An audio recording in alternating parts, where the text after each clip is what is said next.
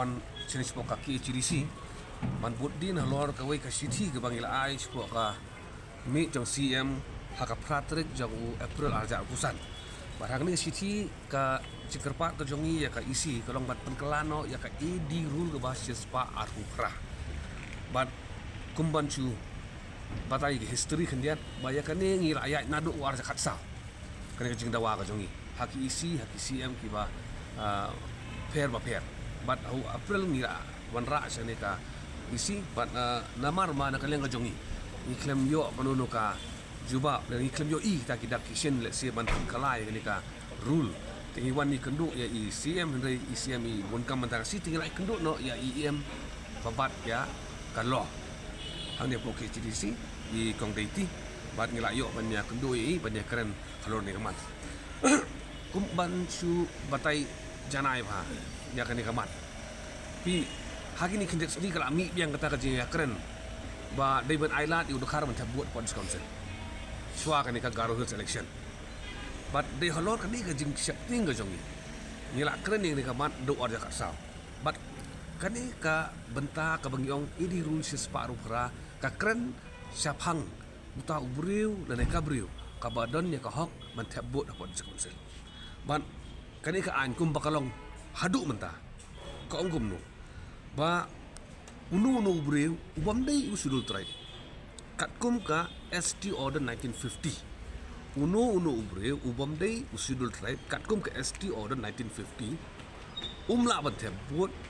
henry ula lada udai permanent residence but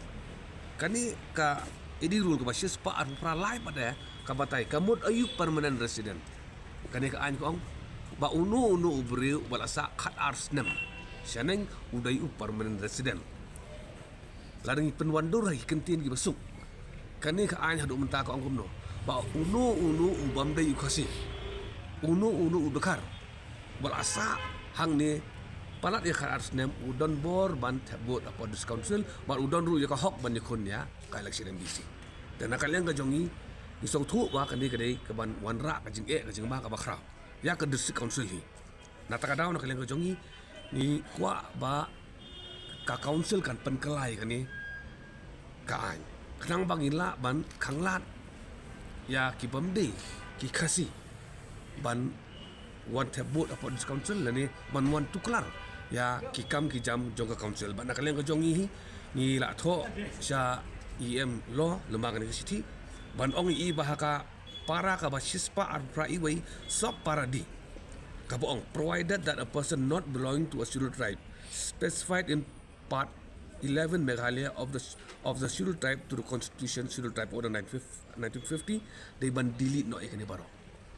but they ban bujili no daga batho ba ubala ban tabot hapo ka KHDC udai ban dai tang na kajai bi khasi